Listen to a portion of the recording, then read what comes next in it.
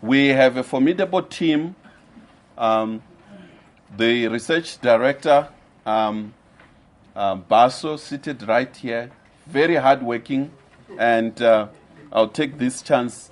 My co-director and I rely on him in terms of doing research.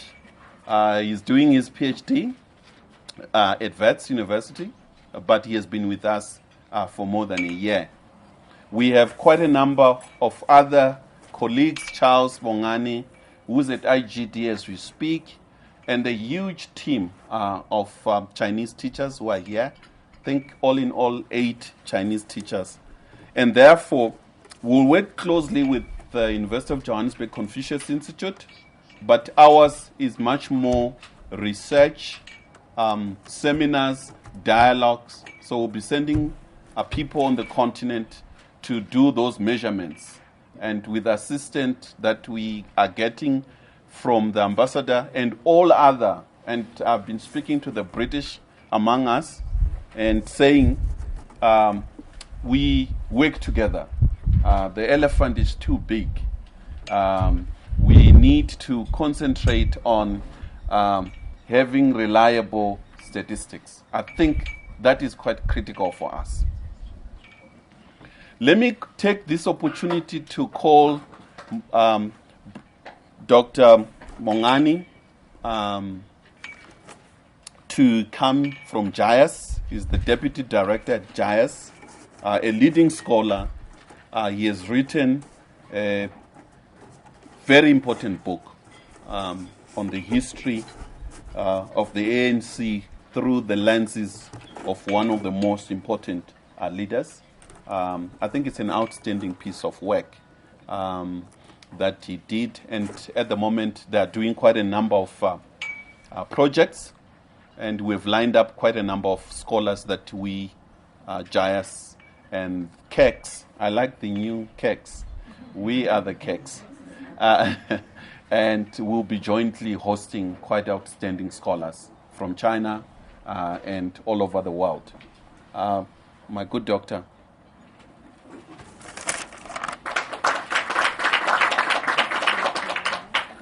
Thank you very much, Dr. Muyaye, Vice Chancellor of the great University of Johannesburg. And I underline great because it is actually, if it was not great, we wouldn't be here, including the Vice Chancellor himself. He likes great things. Your Excellency, Ambassador to the Republic of South Africa, Dr. Pahad. Now, Dr. Pahad was a minister in the presidency when I was in the policy unit. So I have fond memories. I mean, whenever I see him, I become quite happy. It reminds me of the policy unit and the great work that we did. And in fact, we had a visit to India with Dr. Pahad that I'll never forget. That I'll never forget. Professor Mutambara, and let's say all protocols observed. In my previous life, once we have said that, we have just greeted everybody, all protocols observed. Let me congratulate the University of Johannesburg for having a wisdom to establish this important center. I've been lucky that I have traveled throughout the African continent. I mean, from the south to the north, from east to west. The influence and partnership of China with Africans is evident throughout. It's not just only in Ethiopia and Kenya, but it is in Namibia, in Mozambique, in Egypt, and everywhere in the African continent.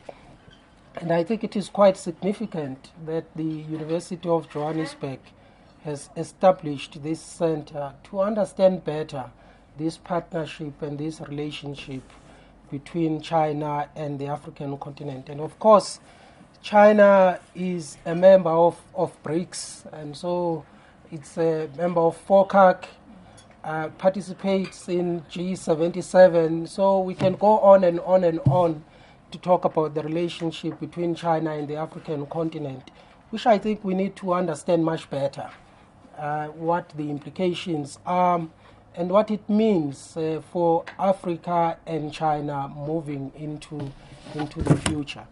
Now, Vice Chancellor, I would be pleased that Dr. Munyai and I have already started talking about partnering. Actually, was it 2 days ago when we had a meeting? Because at the Johannesburg Institute for Advanced Study, we aim to be the best institute of our kind in the African continent and the best in the world. So we thought the best way to achieve this goal actually is to partner with this new institute, because you cannot address some of the fundamental questions that face humanity today without dealing with the African continent and our relationship with the world, especially with China. So we are quite pleased that this institute is being, this center is being established today. And I have to say, on a personal note, I look forward when I'm invited by the Confucius Institute and now this center, because I have to say they serve the best food at the University of Johannesburg. At the University of Johannesburg. I mean, so more research centers and institutes associated with the Chinese, the better for us who enjoy Chinese food. So really, I do not want to take quite a lot of time. I'm just here to say congratulations, and that we look forward to working with the new center. Thank you very much.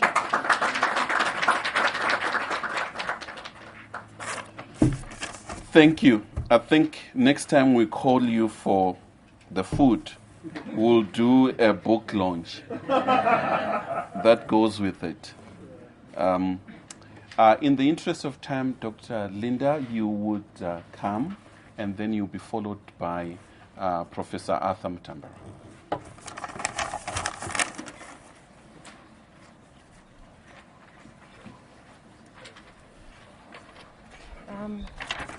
Thank you, Dr. Munyai, and good day, Vice Chancellor and Ambassador, and protocol, all protocol observed.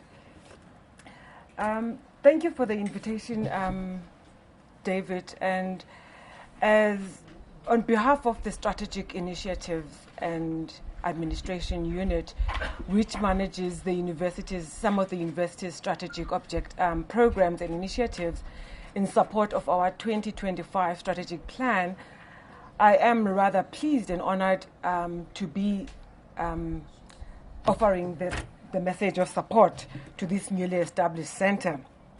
The University of Johannesburg's Confucius Institute is one of our 4 flagship institutes that were established by the university as catalytic interventions to provide impetus towards achieving the institutional goal of attaining global excellence in stature.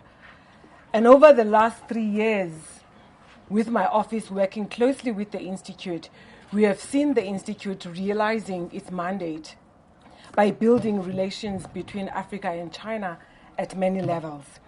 And within this short time, the center has also carved its niche in producing analytical and sometimes policy-driven research activities, outcomes.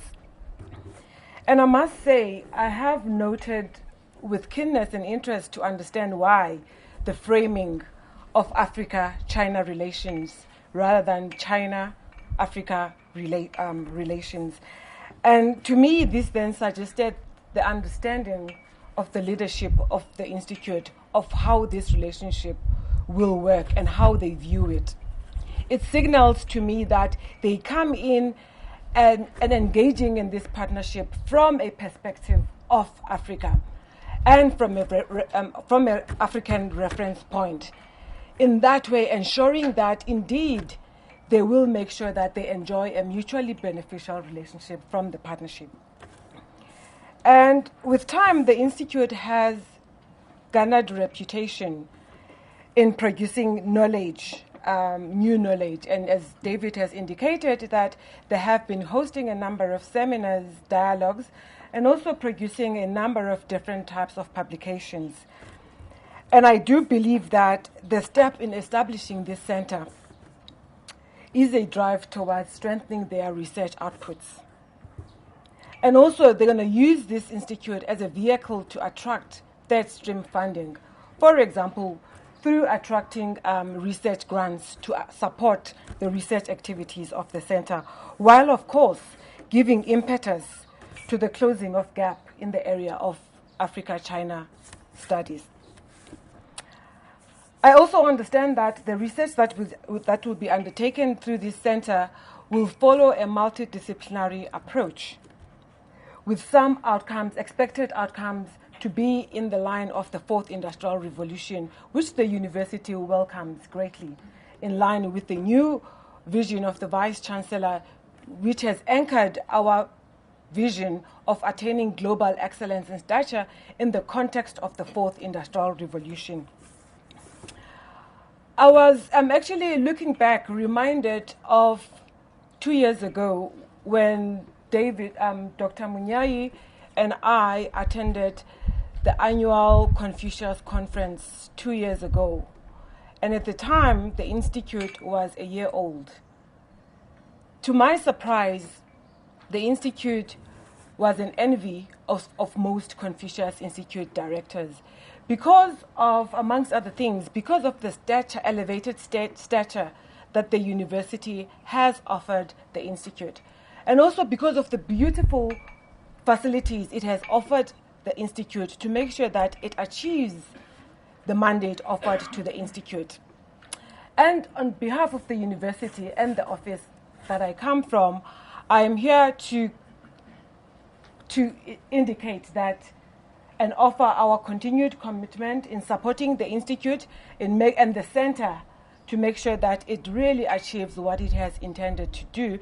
And of immediate importance is to ensure that we inject postdoctoral fellows into the center to ensure that we provide the necessary research capacity that the center will need. Having said that, I'd like also to congratulate Dr. Munyai and the co-director and wish you all the best. And if the last 3 years are anything to go by, we are indeed looking forward to receiving and getting more outcomes from the center. Thank you very much. Thank you. Dr. Linda is the director and for strategic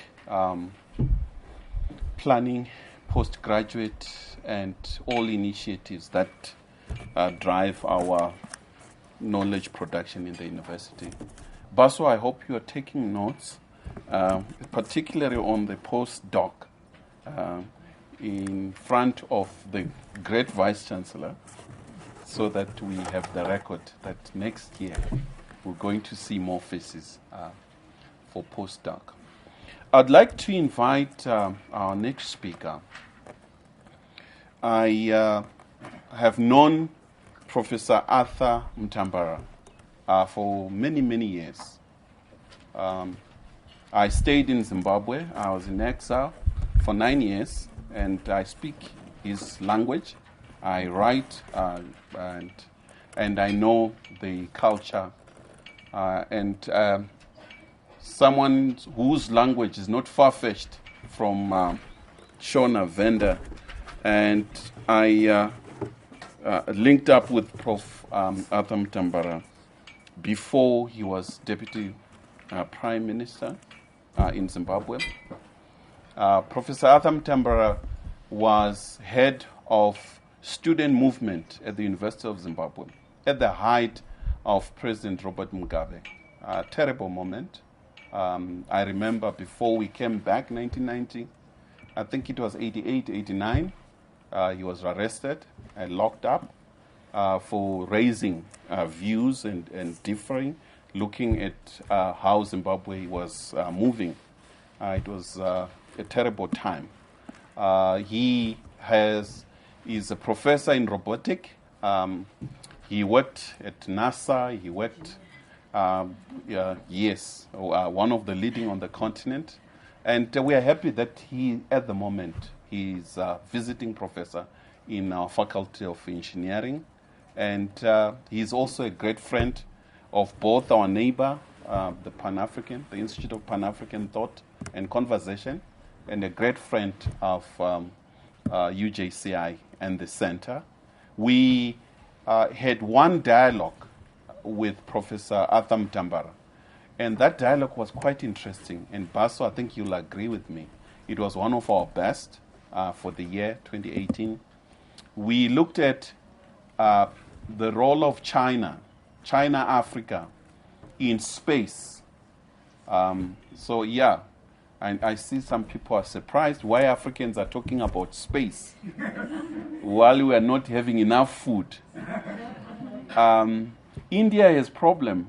At times, India has more problem than Africa of poverty. But India is leading in space alongside China.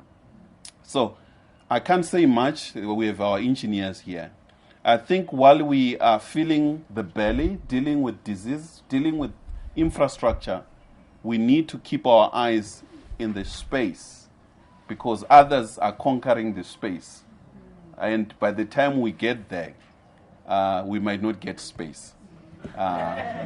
So Professor Arthur, we invited him to give a talk, and a very close professor at University of Peking in Beijing University in China, outstanding scholar. I think Shanghai, the international affairs, they visited, so it was Professor Arthur and Chinese scholars that jointly presented. Professor Arthur has the book, The Path to Power in Search of Elusive Zimbabwean Dream. He launched the first volume, and I'm glad to announce that the second volume was launched, published last week or 2 weeks ago. So we are glad that he got time to come here while he's doing book launches here and in Zimbabwe. The floor is yours, Professor Arthur Mutambara.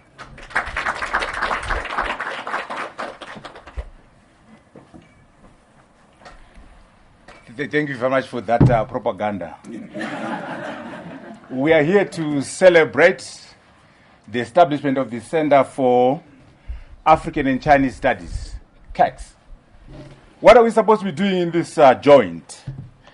We are supposed to be generating mutually beneficial knowledge, generating mutually beneficial lessons for Africa and for China in three key areas, the economy, technology, and governance.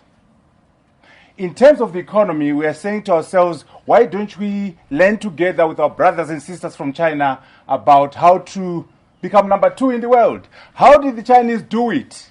From being a backwater economy to moving 740 million people from poverty to prosperity, to being number 1, number 2, $12 trillion GDP. How do you do that? Why can't we study as Africans, together with our Chinese, the lessons from China and drive our own economies so we can be successful and move Africans from poverty by learning from China? The data, the evidence is to come from this institute, from this center. Parastatals, state-owned enterprises. The Chinese economy is driven by state enterprises, SOEs. What are the lessons? How have they done it? Our SOEs are not performing. We're privatizing them. But the Chinese are working. So why doesn't this center go to work and find out from the Chinese how we can drive economies using state enterprises? The generation of mutually beneficial knowledge, the generation of mutual lessons between China and Africa. That's the mandate of the center in terms of the economy. In terms of technology, the Chinese are leveraging technology. The 4th Industrial Revolution, the Chinese are making it happen. How can we learn together how the African can be a player, not a subject of the 4th Industrial Revolution? How the Africans can take advantage of the 4th Industrial Revolution? Let us learn together with our brothers and sisters from China and see how technology can be a driver for African economies. That's an area of study. The 4th Industrial Revolution, yes, but what is the Chinese approach to it? What's our approach to it as Africans? How do we find lessons and mutual platforms between ourselves? Governance. The Chinese have effective governance. The Chinese are effective governors. That's why you have them getting a GDP of $12 trillion. And of the top 20 IT companies, China has 9, America has 11. How do we work together and pick up lessons on governance, on running countries? Corruption. What do we do as Africans? We set up a state capture commission. The Chinese, they shoot them. The Chinese execute the corrupt people. No, I'm not choosing, but they do so. Okay, let us think about it. You can't have your cake and eat it. If you love the Chinese and you think the Chinese are doing a good job, also learn about how to execute corrupt people. I was watching TV yesterday. A mayor has been sentenced to death for corruption. And we set up a commission, state capture commission. Anyway, what I'm emphasizing is, look, we have different political systems, we have different systems, but there are ways of learning from each other on how to run countries, how to leverage technocratic capacity, how to leverage engineers, how to allow engineers to run countries. We can learn from the Chinese. Now, the last area, Ambassador, thank you for the beautiful speech. But guess what? I don't like this to be a happy. Let us be frank. Let us also address areas of potential conflict, areas of potential disagreement in a comradely manner. Number one, we as Africans, Comrade Ambassador, are not too comfortable with China having bilateral deals with little countries. Bilateral deal with China, with Botswana, bilateral deal with Ethiopia, bilateral deal with Zimbabwe, bilateral deals. No, we don't want that. We want you as China to engage us at SADC level, to engage us at COMESA level, to engage us at the African Union level, so we get better deals out of scale. We prefer that because we feel that as an African continent with 1.2 billion people, a GDP of potentially $2.3 trillion. If we talk and say, China, let's talk, Madam China, here I come, I'm the African. I speak on behalf of 1.2 billion people and I have a GDP of $2.5 trillion. I can get a better deal from China than if I'm little Botswana or little South Africa for that matter. South Africa is very little. Oh, very little. What is the GDP? $300 billion. What is the number? 50 million people. Nothing. Chicken change. Chicken change. What will make more sense is to say the Africans are together. The Africans, what's the name of the center? Is the Center for African and Chinese Studies. Not South African, African. So the African is 1.2 billion people. The African is $2.3 trillion dollar GDP. If we negotiate at that level, Ambassador, I think you win, we also win reasonably. Let's investigate how we can work together at that level of SADC, level of COMESA, level of the AU. It's a potential area of disagreement, but we can resolve it in a comradely manner. Another area of potential conflict. We as Africans are not happy, Ambassador, of sending raw materials to China. We want beneficiation, value addition on the continent together with you. Why don't you build cars in Africa, build computers, cameras with you in Africa and sell to China, sell to America, sell to Europe together with you? Not sending chrome, copper, gold, and diamonds to China. No, we don't want that. It might benefit you, but not us. Let's work in a comradely manner, in a friendly manner, in a sisterly manner, and say, how can the African, together with the Chinese, do beneficiation on the continent? How can we work together and add value on the continent in a manner that will benefit the African and also benefit the Chinese? Let us not shy away from the tough subjects. They must be addressed by the sender. The sender for African and Chinese studies must address tough subjects. I thank you so very much.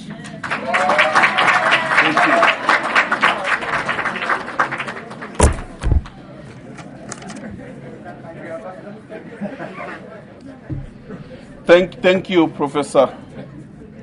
Our next speaker is Dr. Taylor. Dr. Taylor is with the Institute of Pan-African Thought and Conversation, our next door. So we're strategically positioned. So we worked quite closely with the Pan-African Institute, and for the last 2-3 years, apologies from Professor Adekeye Adebajo, who is traveling, but he is the best person to come and speak on behalf of the Institute. Dr. Taylor?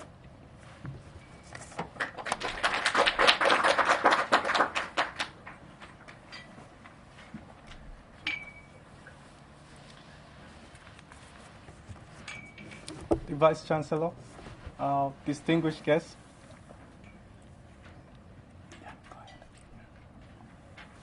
the Vice Chancellor, distinguished guests, good afternoon.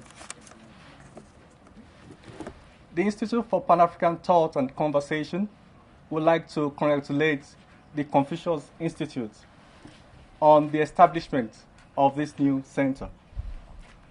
The relationship between the two institutes, that is the Institute for Pan-African Thought and Conversation and the Confucius Institute, can be likened to China-Africa relations. This is because, first, both institutes have an enduring relationship. Second, both institutes have mutual respect for each other. Above all, both institutes embrace the vision or the notion of non-interference in internal affairs of each other. Nevertheless, both institutes have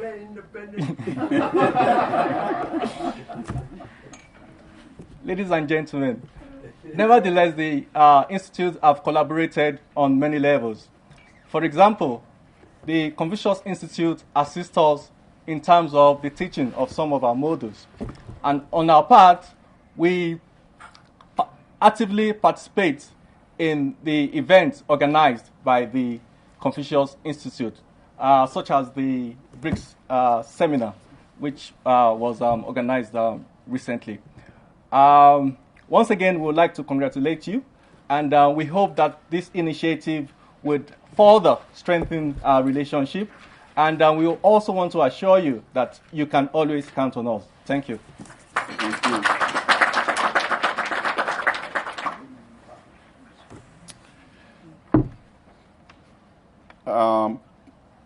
Comrade and Professor Wally Soreto is not here, and maybe he'll... Yeah, but you're also on the program. But the two, we would like... Let me take this opportunity to welcome Dr. Eso Pahad. Dr. Eso Pahad, I think, has been introduced by the Vice Chancellor. We've been working quite closely, and not long I was at the Concerned Africa Forum at Thabo Mbeki Foundation, I think 2 nights ago. I was also called on a short notice, but I was able, we had a wonderful conversation on issues that are quite critical to the country. I would like to call I should call you Professor. Dr. Eso Pahad to give us...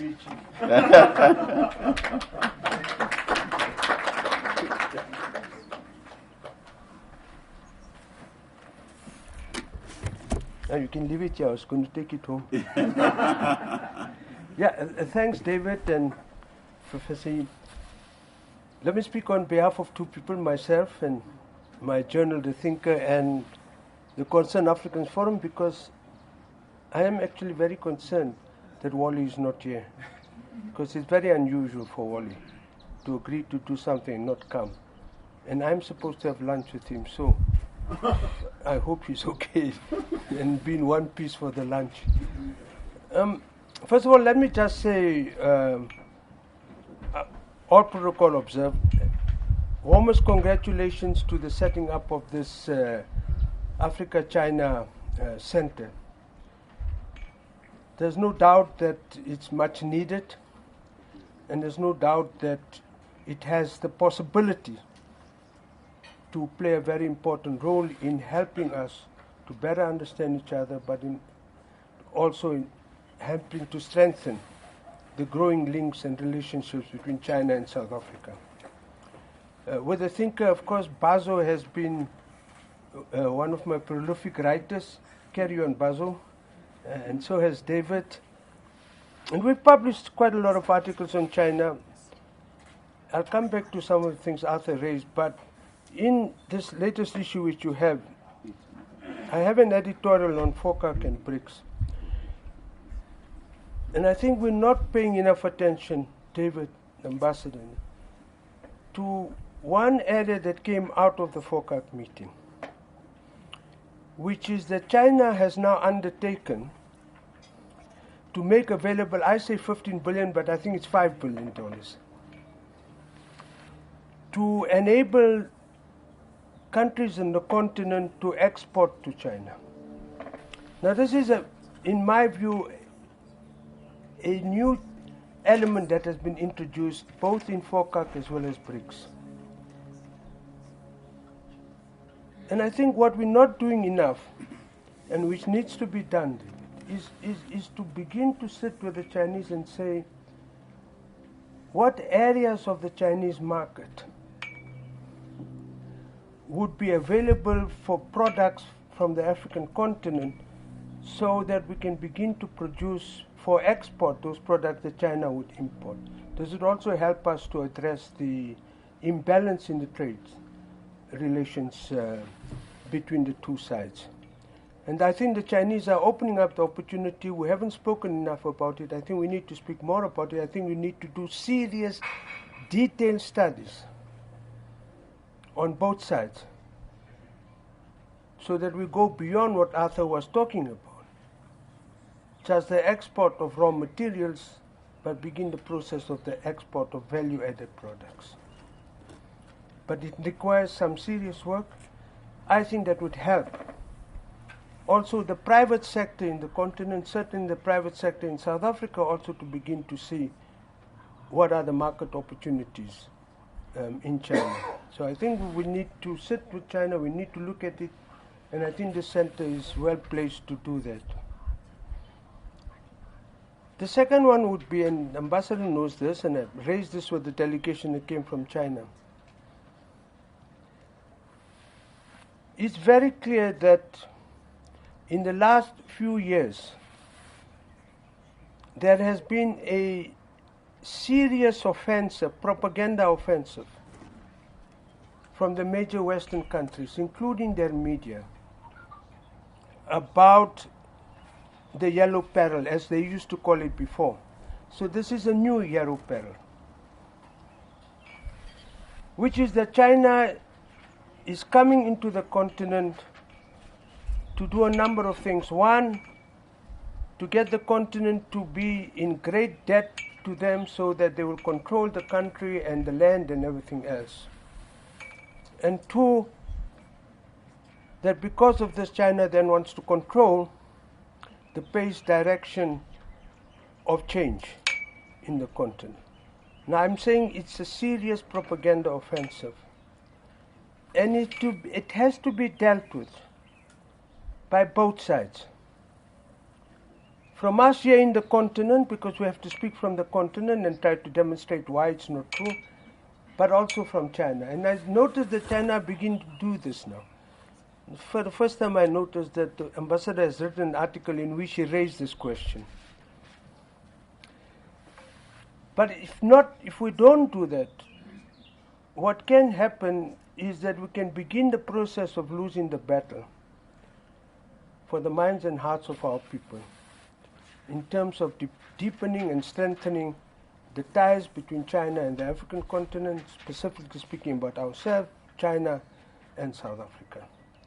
So I think we must use this center too. You can use Thinker, you can use other magazines in that to begin to see how we do this and what do we need to do. Because we've got to speak in a way in which we are credible. There's no use that talking, nobody listens. So we have to be credible in the way we make our own offensive to deal with this malicious propaganda offensive that's coming from the West. The third one is just to add a bit to what Arthur was saying. In a Marxist-Leninist concept, we have what is called the Great Leap. Essentially, that is directed towards moving from one set socio-economic system to another one where you need the Great Leap. You need a qualitative change. Now, what seems to me is that for a very long time we've been talking about how Africa could go over some of the known ways of development, socio-economic development. So we had non-capitalist path, we had socialist orientation, we had a whole set of other. Well, they haven't worked. But we do require a great leap, Chilitsi. We do require a great leap for us and the continent to come to grips with the fourth industrial revolution. Otherwise, we're not going to do it. In the same way that we've been left behind with other elements of socio-economic development, as a continent will get left behind with respect to the fourth industrial revolution, with respect to the scientific and technological revolution.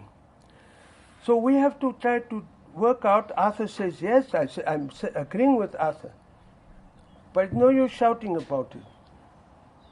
What we have to do is to seriously sit down and say, what are those specific areas in which our country, but the continent as a whole, can begin, even if it's at a regional level, can begin to work on those areas which introduces serious innovation in the technological side. And that's what we have to do. So with the help of China, it seems to me possible for us, to imagine a future in which we make this great leap forward as a continent. Because otherwise, as Arthur says, we will become the mere consumers of science and technological advancement in other parts of the world. Now, we need to do that in the context in which we are still very far behind. Of course, we have done some good things. In Kenya, they have introduced some good things. In Nigeria, we are trying here. By the way, in terms of media, South Africa was one of the first at that time, though it was under apartheid, to introduce very modern methods of producing newspapers. We were just about the first in the world. It's the rest of the world that began to follow what we were doing here in our media. Now we are way behind with respect to that. So we've got to ask ourselves the question, how do we achieve this great leap in scientific advancement, in technological advancement, so that the continent can begin to seriously be a partner, not an equal partner. That's going to take a long, long time. We'll be long dead, some of us. So I think all of you will be long dead. But at least maybe our great-grandchildren will benefit from what we're doing. Bazo, even you'll be dead. So I'm saying that I think the Africa-China Center needs to begin to also find a way in which you think out of the box. You find a way in which we don't get constrained by all of this previous thinking that has gone before. We just have to find new ways of thinking. We have to think out of the box. We have to think in a lateral manner. Then we may be in a position in which we can deal properly with the huge, huge, huge challenges that we face in this country and on the African continent. Since Wally is not here, let me say on behalf of KEF, we have started a good relationship with the Confucius Institute. David is one of our latest members to join our committee. Welcome. Arthur is another one who's the latest, but he didn't come to the last meeting. That's why he's disappeared. So with care, what we'd like to do, David, is to have more of the kind of seminars we've been organizing jointly. But I think what we haven't done, and which we need to do, sitting down with you and Bazo and the others, is to then really identify the most critical issues at a given moment in time, where what comes out of the seminar may perhaps prove to be useful, both for us, for the continent, as well as China. So I think we need to sit down and say, where are the synergies for us? What do we need to do? And we need you more than you need us, but now that you're now committee, it's all right, because you have some resources which we don't have, and now you'll get even more resources. So let me just say this, that I'm very, very happy that we've got this, and I'm very happy that it's here. I must declare a conflict of interest. My sister-in-law is the Deputy Vice-Chancellor. And they are going to Barbados.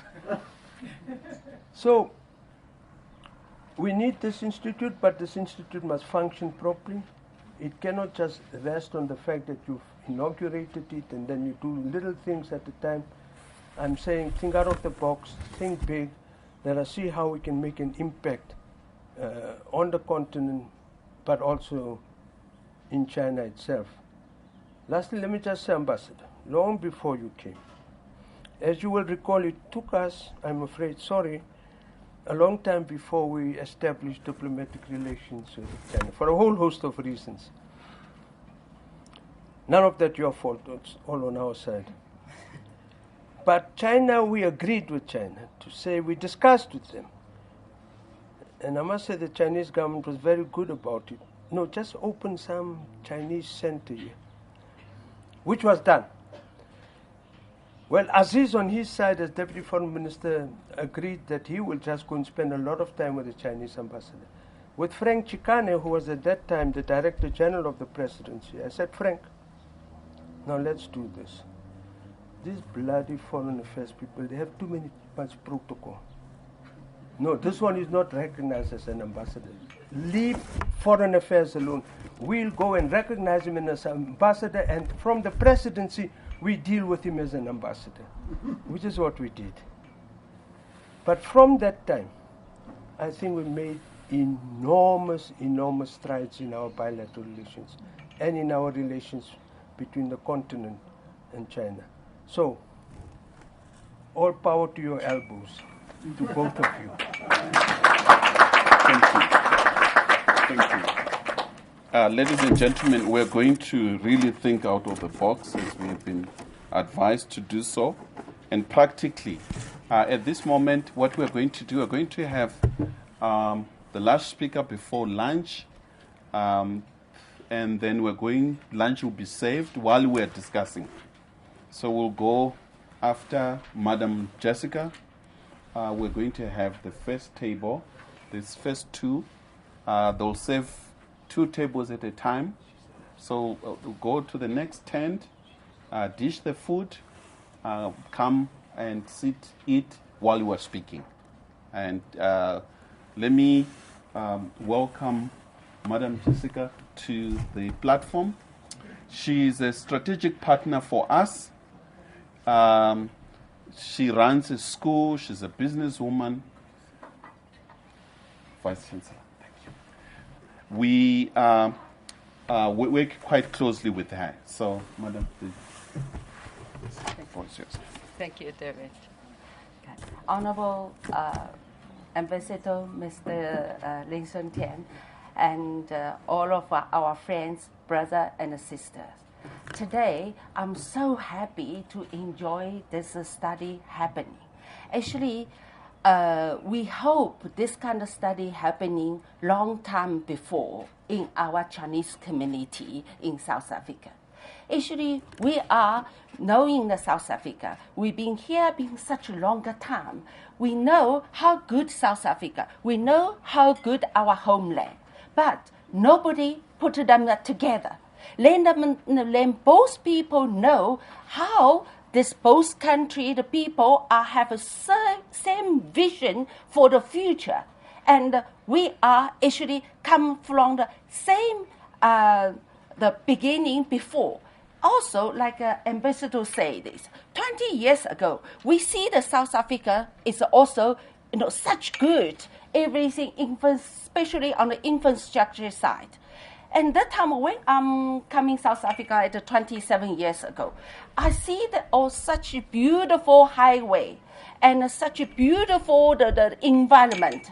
I was so happy. Oh, this is a beautiful country, nice country. But China, in that 20 years time, China was growing so fast. Why South Africa cannot do? Because I'm stay here for 27 years. This is my second homeland already. I love this place. And I wish this place be a rich and enjoyable, beautiful place, because I will spend my rest of my life here. So today, I'm here behalf of our Chinese Education Foundation. We want in the future, we want to join your foundation. We want to support your study to be make this study more better, more good, and in the future we want to be together to got some solutions to help the both government to get a more better idea to make the future and to make this two country to become a more better relationship and to more better for the people of both country. This is actually in heart of us, in the Chinese people in South Africa, is from the heart of us the speak. We want to do all the good things in here because this is our place to stay. This is our country. Thank you.